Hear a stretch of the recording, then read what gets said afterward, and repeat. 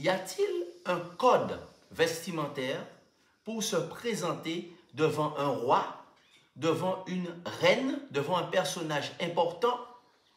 À plus forte raison, nous avons vu la dernière fois que Jésus-Christ est le roi des rois et le Seigneur des seigneurs. Il est au-dessus de tous les souverains de ce monde et même de l'univers. Nous avons vu aussi qu'il n'est pas venu pour pouvoir fonder une religion, mais qu'il est venu pour fonder son Église, dont il est la tête. Donc, comment dois-tu te présenter devant Dieu lorsque tu pries, pour que tes prières soient exaucées et pour honorer le rang qu'il a de maître et souverain de l'univers? Prions le Seigneur. Éternel notre Dieu, nous te disons merci pour le fait que ton Saint-Esprit nous parle en ces derniers temps, où tu déploies tous les efforts possibles pour sauver la race humaine, quelle que soit leur nationalité.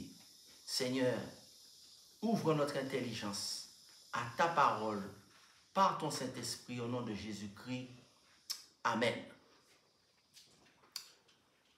Fais-tu partie d'une religion ou du corps de Christ, l'assemblée des saints, puisque le Christ, qui est la tête de son corps, qui est l'Église, et qui est le souverain de l'univers, comment doit-on se présenter devant le souverain des souverains, le roi des rois?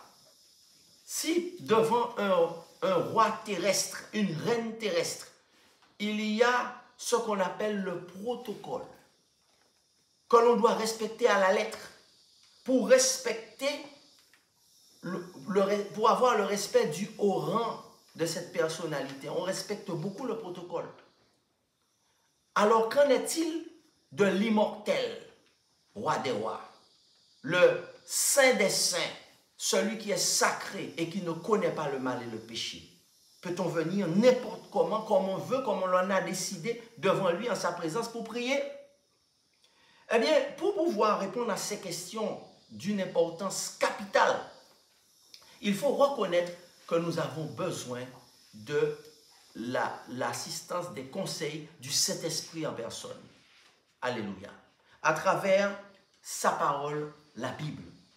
Puisque Jésus a déclaré dans Jean chapitre 16 qu'il viendra pour nous conduire. Dans quoi? Dans toute la vérité. Et Jésus a déclaré qu'il faut que l'on l'adore en esprit et en vérité, selon le Saint-Esprit. Donc, demande au Saint-Esprit, en toute humilité, ce qui ne va pas dans ta vie, ce que tu dois changer pour plaire à Dieu. Demande au Saint-Esprit de te dépouiller, de te montrer comment tu dois te présenter devant Dieu lorsque tu pries. Arrête d'écouter les religions qui te diront que la chevelure, c'est le voile. Tu ne vas pas à l'église pour te faire voir ou montrer ta beauté, mais pour donner gloire à Dieu. Femme de Dieu, à cause des anges qui sont dans l'assemblée pour pouvoir pour recueillir nos prières, tu dois avoir une marque de l'autorité sur ta tête. Si tu ne portes pas cette marque, la Bible dit que tu dois te raser les cheveux. Cela est écrit dans 1 Corinthiens chapitre 11 et au verset 10. 1 Corinthiens au chapitre 11 et nous allons lire ensemble ce verset, au verset 10. Il est écrit: c'est pourquoi la femme, à cause des anges, doit avoir sur la tête une marque de l'autorité dont elle dépend. Pour comprendre ce que Dieu dit ici. Il dit que, en réalité, eh bien, à cause des anges qui sont dans l'assemblée, la femme doit avoir une marque de l'autorité dont elle dépend. L'apôtre Paul nous donne, sous l'inspiration, déclare: soyez mes imitateurs, en Corinthiens 11, verset 1er, comme je le suis moi-même de Christ. Je vous loue de ce que vous vous souvenez de moi à tous égards et que vous retenez mes instructions telles que je vous les ai données. Verset 3. Je veux que vous sachiez. Alors il a dit que lui, il cherche à imiter Christ, c'est-à-dire que dans le respect de Dieu le Père, Christ était dans le respect de Dieu le Père. Et lui, il est dans le respect de Dieu et de Christ. Et il décline justement la relation d'autorité qu'il y a dans l'univers. Donc, il parle de Christ. Alors, qu'est-ce qu'il déclare? Il dit au verset 3, « Je veux cependant que vous sachiez que Christ est le chef de tout homme, et que l'homme est le chef de la femme, et que Dieu est le chef de Christ. » Il montre la hiérarchie qu'il y a dans l'univers. Et comment faire pour respecter cette hiérarchie? Il continue en disant, « Tout homme qui prie ou qui prophétise, la tête couverte, déshonore son chef. » Voilà comment l'homme doit se présenter devant Dieu quand il prie ou qu'il prophétise. Il ne doit pas se couvrir la tête. 1 Corinthiens chapitre 11, le verset 4. Au verset 5, « Que toute femme, au contraire, qui prie ou qui prophétise, la tête non voilée, déshonore son chef. C'est comme si elle était rasée. » On ne peut plus être clair que ça. On ne peut être plus clair que cela. Et il continue en disant, « Car si une femme n'est pas voilée, qu'elle se coupe aussi les cheveux. Or, s'il est honteux pour une femme d'avoir les cheveux coupés ou d'être rasée, qu'elle se voile. » Donc ici, il montre très clairement, dans la Bible, la parole de Dieu montre très clairement la relation qu'il y a entre l'homme et Dieu, c'est-à-dire la femme comme une marque doit avoir une marque d'autorité sur sa tête. Chère chrétienne, on a lu au verset 10, on a lu, c'est pourquoi la femme, à cause des anges, doit avoir sur sa tête une marque de l'autorité dont elle dépend, à cause des anges. Chère chrétienne, qui est ton chef? Chère chrétienne, femme, jeune fille chrétienne, qui est ton chef? Comme tu fais partie des membres du corps de Christ. Donc, avant ton mari, ton chef, c'est Jésus-Christ qui est le chef de l'Église. Gloire à Dieu pour cela. Qui te conduit, chère chrétienne? Qui te conduit? Les religieux ou Jésus-Christ par le Saint-Esprit? Si c'est Jésus-Christ qui est ton chef, qui a l'autorité sur ta vie, alors pourquoi ne te voiles-tu pas lorsque tu parles avec ton chef dans la prière? Si c'est Jésus-Christ que tu reconnais comme ton chef et non pas les religieux, pourquoi ne cherches-tu pas à te voiler lorsque tu pries ton chef qui est dans les cieux? Alors, si c'est lui qui a l'autorité sur ta vie, pourquoi ne te voiles-tu pas lorsque tu parles avec ton chef dans la prière ou lorsque tu prophétises? Lisons ce que dit la Bible au verset 13 de 1 Corinthiens chapitre 11. Jugez-en vous-même. Juge-en par toi-même, chère femme chrétienne. Est-il convenable qu'une femme prie Dieu sans être voilée? Le Saint-Esprit nous pose une question dans la Bible. Dans 1 Corinthiens 11, là c'est la Bible, c'est la parole de Dieu. Ce n'est pas un livre, un commentaire, un discours, un roman, c'est la Bible. Et il nous pose une question. Il nous dit, jugez-en vous-même, est-il convenable qu'une femme prie Dieu sans être voilée? Il nous pose une question, n'est-ce pas? Et ensuite, il nous dit cela. Alors, maintenant, les anges, est-il convenable à une femme de prier Dieu la tête non couverte? Les anges même, lorsqu'ils sont devant la face de Dieu, ils se couvrent le visage avec leurs ailes pour montrer leur soumission devant Dieu, pour montrer la sainteté de Dieu, pour montrer la supériorité de Dieu.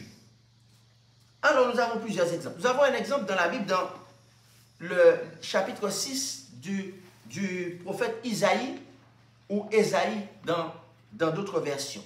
Le prophète Ésaïe, au chapitre 6, a une vision de la gloire de Dieu. Et il dit, l'année de la mort du roi Osias, je vis le Seigneur assis sur son trône, très élevé, et les pans de sa robe qui remplissaient le temple.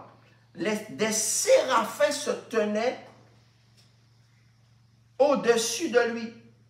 Ils avaient chacun 6 ailes, 2 dont ils se couvraient la face, et 2 dont ils se couvraient les pieds, et 2 dont ils se servaient pour voler. Ils criaient l'un à l'autre en disant, et disaient, Saint, Saint, Saint, l'Éternel des armées, toute la terre est pleine de sa gloire. Les anges de Dieu qui n'ont jamais péché, qui sont fidèles, puissants en force et en sagesse, et qui sont saints, lorsqu'ils sont dans la présence de Dieu, se couvrent la face, se couvrent les pieds pour montrer leur soumission devant Dieu et la sainteté de Dieu et pour montrer la supériorité de Dieu.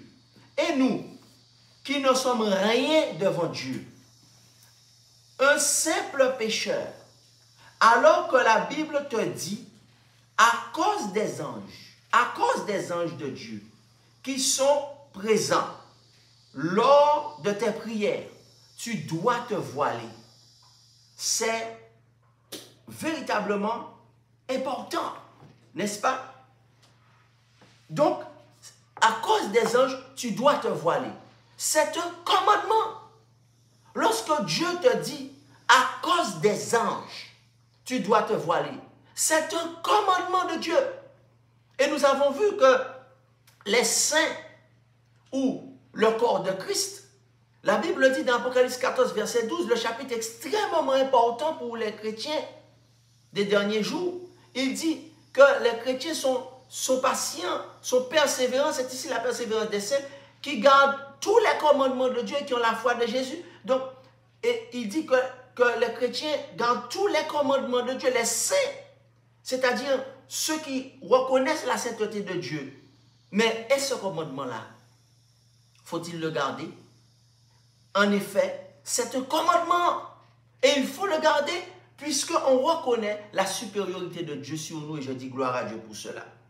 Donc, lorsque tu te voiles lors de tes prières, tu montres à Dieu que je ne suis rien. Je m'humilie devant Dieu. En effet, mon moi n'existe plus.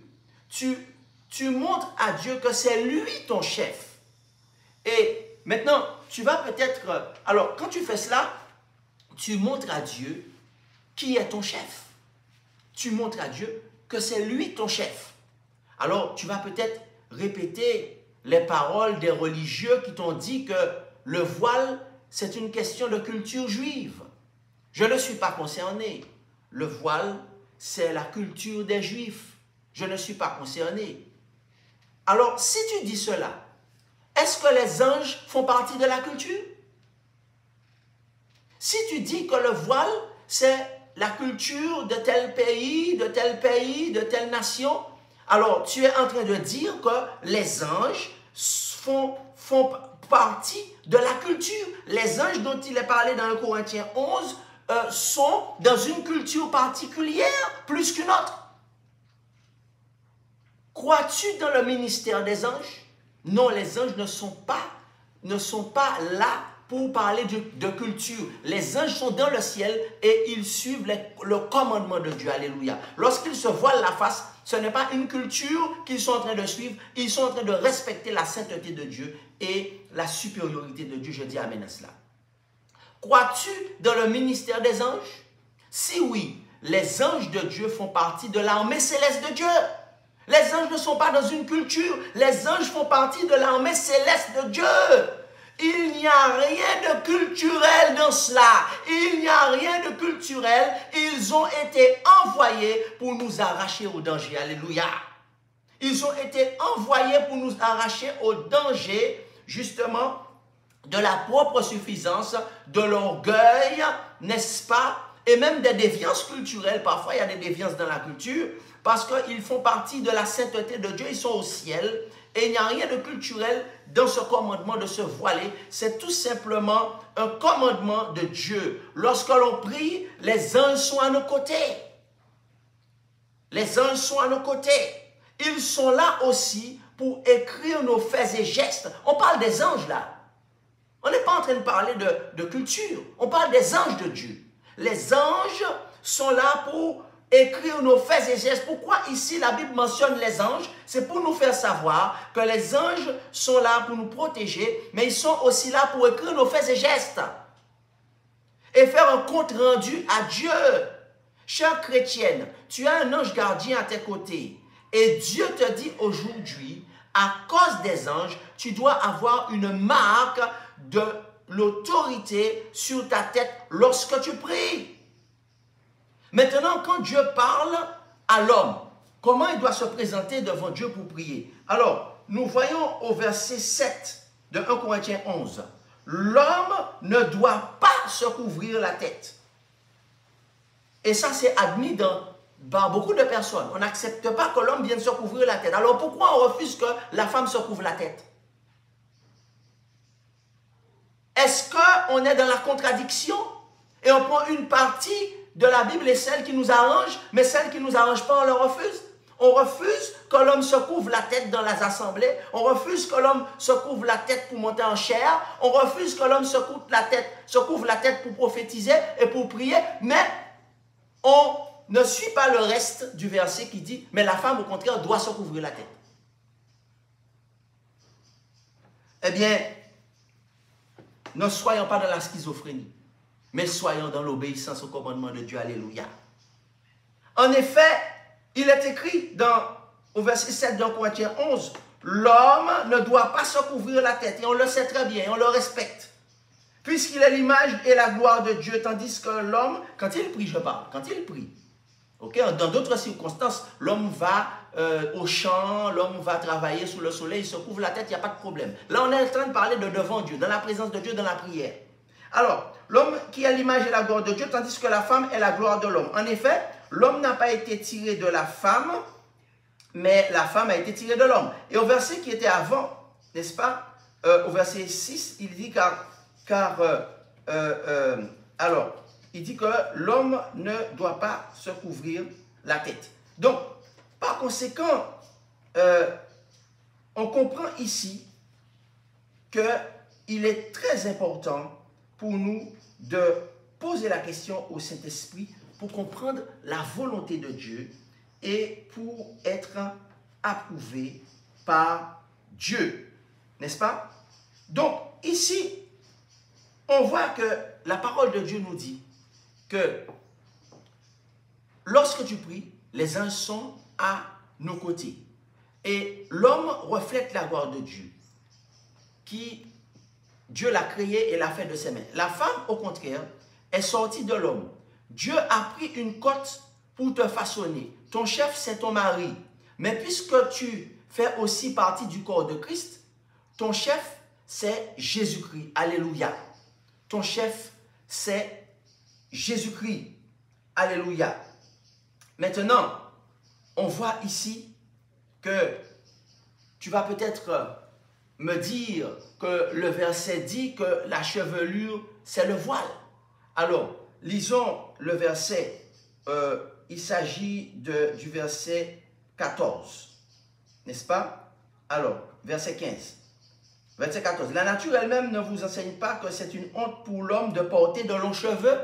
Donc ici, on voit que, justement, il semble que Dieu nous dise que la nature même nous enseigne que l'homme devrait avoir les cheveux plus courts et la femme des cheveux longs. D'ailleurs, pour le peuple de Dieu, à l'époque, c'était une honte pour un homme d'avoir des cheveux longs, sauf dans un cas bien précis, qui est bien répertorié dans l'Ancien Testament, qui est le vœu de Naziréa. C'était dans un cas bien précis, lorsqu'il y avait un vœu de Naziréa, que les hommes avaient des cheveux longs pour une certaine période dans le vœu de Naziréa. Mais en règle générale, les hommes avaient toujours les cheveux courts, n'est-ce pas? Et c'est ce que l'on lit là. Tandis que la femme, on sait qu'elle a des cheveux plus longs. Et au verset 15, mais que c'est une gloire pour la femme d'emporter des cheveux longs, parce que la chevelure lui a été donnée comme voile. C'est une question qu'il pose. Alors, est-ce que ce verset-là signifie que la chevelure de la femme, c'est le voile? Pas du tout. Dieu n'est pas encore, l'apôtre Paul, pardon, n'est pas en train de dire que la chevelure, c'est le voile. N'oublions pas, chers amis, sache que la Bible n'a pas été écrite en français. Le français n'est qu'une traduction de la Bible, n'est-ce pas? Nous allons voir que le mot voile ici n'est pas le même mot voile qui a été cité au verset 5 qui dit qu'une femme qui prie ou qui prophétise sans être voilée déshonore son chef. C'est deux mots différents entre le verset 5 et le verset 15 qui dit que la chevelure a été donnée comme voile. C'est deux mots différents en grec. Nous allons le voir dans quelques instants. Mais avant de voir cela, voyons le fait que Paul n'insinue pas, ici ne dit pas que la chevelure c'est le voile. Sans quoi, il serait en train de contredire ce qui a été dit au verset 6, où il dit que si une femme n'est pas voilée, qu'elle se coupe aussi les cheveux. Donc on comprend bien qu'une femme qui a des cheveux, pour Paul, n'est pas voilée. Puisqu'il dit que si une femme n'est pas voilée, qu'elle se coupe aussi les cheveux, elle ne peut se couper les cheveux que si elle en a. Nous sommes d'accord? Elle ne peut se couper les cheveux que si elle en a. Donc par conséquent, ses cheveux ne sont pas son voile. Paul ne se contredit pas. La parole de Dieu ne se contredit pas. Et il continue, il dit, or, s'il est honteux pour une femme d'avoir les cheveux coupés ou d'être rasée, qu'elle se voile. Donc au contraire, le verset 15 où il parle de la chevelure de la femme confirme le fait justement que les cheveux longs ne sont pas le voile. Alors, c'est indubitable. Maintenant, examinons le grec biblique, le koïdé. Alors, au verset 5, quand il dit que si une femme n'est pas voilée, qu'elle se coupe aussi les cheveux. Le mot ici en grec, c'est akatalupto, qui est composé de deux mots, qui est composé d'un participe négatif a, ça veut dire non, et katakalupto, qui veut dire non voilée ou non couverte, ou la tête non couverte. La tête non couverte ou la tête non voilée. Alors, ça veut dire, en grec, couvrir ou cacher complètement la chevelure. Ça veut dire cacher la chevelure. Il ne s'agit pas de cacher tout le visage. On ne voit pas le visage, on ne voit pas la personne, on ne sait pas la distinguer. Ce n'est pas cela dont parle l'apôtre Paul. L'apôtre Paul parle de cacher les cheveux, de couvrir la tête. Katakalupto veut dire se couvrir les cheveux, cacher les cheveux. Et au verset 15, quand il dit que la chevelure de la femme lui a été donnée comme voile, ce n'est pas le même mot. C'est le mot peribolaion, n'est-ce pas, qui veut dire ce qui a été jeté, ce qui a été jeté autour. Donc il parle de la chevelure qui a été jetée autour de la tête, qui a été jetée sur la tête de la femme. Donc il ne s'agit pas du même mot, il ne s'agit pas du même voile. La chevelure n'est pas le voile. Ce sont deux mots en grec différents parce que la Bible n'a pas été écrite en français. D'ailleurs, nous avons cherché d'autres traductions que la traduction Louis II, que l'on aime utiliser pour dire que la chevelure est le voile, qui ont été beaucoup mieux traduites que la Louis II. Alors, je vais en prendre trois seulement. Par exemple, la Bible Martin.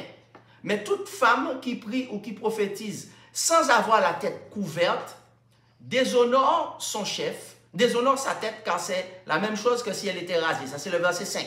Donc, le mot ici pour voile, c'est couvrir la tête. Donc, il ne s'agit pas de couvrir tout le visage, on ne voit rien, c'est seulement les cheveux. Ensuite, version Darby, 1 Corinthiens 11, 5. Et toute femme qui prophétise la tête découverte déshonore sa tête, car c'est la même chose que si elle était rasée. King James Version en anglais. But every woman that prayeth or prophesieth with her head uncovered dishonoreth her head, for this is even all one as if she was shaven. Donc c'est la même chose. Donc il dit que c'est la tête couverte. C'est ça akatalupto, c'est-à-dire la tête couverte ou voilée. Maintenant, on va prendre le verset 15. Deux versions. La King James Bible, English Revised Version, et une troisième version, la Bible Martin. Le texte qui dit que est-ce que la chevelure c'est le voile. Voilà ce que dit une meilleure traduction que Louis II. Mais que si la femme nourrit sa chevelure, n'est-ce pas, celui est de la gloire parce que la chevelure lui est donnée comme couverture. On voit que ce n'est pas le même mot que voile, mais plutôt... Alors, on continue. King James Bible et English Revised Version ont à peu près la même traduction. Qu'est-ce que ça dit? But if a woman have long hair, it is a glory to her, for her hair is given for a covering. Ça veut dire comme quelque chose qui a été déposé sur sa tête, mais ce n'est pas le voile. Donc ce sont deux mots différents. Akatalupto, pour dire se couvrir les cheveux, cacher complètement ses cheveux, et péribaluron, ça veut dire péri, ça veut dire tout autour du crâne, il y a la chevelure, n'est-ce pas, qui est une gloire pour la femme. C'est plutôt une gloire pour la femme, mais pas un voile. Sans quoi ça contredit le verset 6, où il dit que si la femme n'est pas voilée, qu'elle se coupe les cheveux. Donc si les cheveux c'était le voile, il n'aurait pas dit qu'une femme qui a des cheveux doit se couper les cheveux si elle n'est pas voilée. C'est pas logique, n'est-ce pas? Ça ne tient pas la route. Donc par conséquent, eh bien, fais-tu partie? La Bible n'a pas été écrite en français. Il faut aller parfois dans le texte original ou dans d'autres traductions pour comprendre certains textes qui ont été traduits pas toujours correctement. Donc, ainsi, nous comprenons que le Seigneur nous dit, le Seigneur est en train de dire qu'il ne s'agit pas de suivre la religion, mais il s'agit de suivre, de respecter la tête du corps de Christ. Il s'agit du respect de l'autorité du souverain de l'univers, du roi des rois. Il est le roi les rois de la terre sont ses sujets. Il est le Seigneur des seigneurs, il est le maître de l'univers. Et lorsqu'on se présente devant lui pour prier, on doit avoir du respect face à son rang. On doit avoir du respect de son autorité, de sa sainteté. Et même les anges qui sont là pour vérifier si on le respecte. On doit avoir du respect pour les anges aussi. Et si on veut que nos prières soient exaucées, et si on veut que Dieu, on veut plaire à Dieu, le Saint-Esprit nous dit aujourd'hui qu'on doit, quand on se présente devant Dieu, si on est une chrétienne, on doit se couvrir les cheveux et ne pas montrer ses cheveux. Par respect, parce qu'on n'est pas là pour se faire voir, pour montrer sa beauté, n'est-ce pas, pour faire concours de coiffure, mais on est là pour adorer Dieu, alléluia. Et l'homme, au contraire, doit montrer de l'autorité en découvrant sa tête lorsqu'il vient prier, parce que Jésus n'est pas n'importe qui. Il est écrit que Jésus a dit, je suis le chemin, la vérité et la vie. Sans Jésus, je ne peux vivre. Je ne peux faire un seul pas. C'est Jésus qui tient ma vie entre ses mains. Il est la vie. Et il a les clés de la mort et du séjour des morts. C'est marqué dans le livre de l'Apocalypse. Donc, c'est pourquoi si je reconnais qu'il est mon chef, qu'il est ma tête, alors je vais demander au Saint-Esprit de m'éclairer sur ces choses-là, afin que je puisse être approuvé de Dieu, que je puisse être sauvé. Sans Jésus, je ne peux vivre.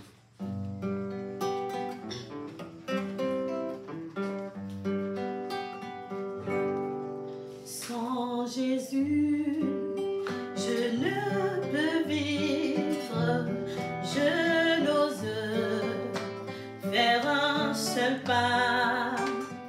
C'est lui seul que je veux suivre, pour lui seul vivre ici-bas.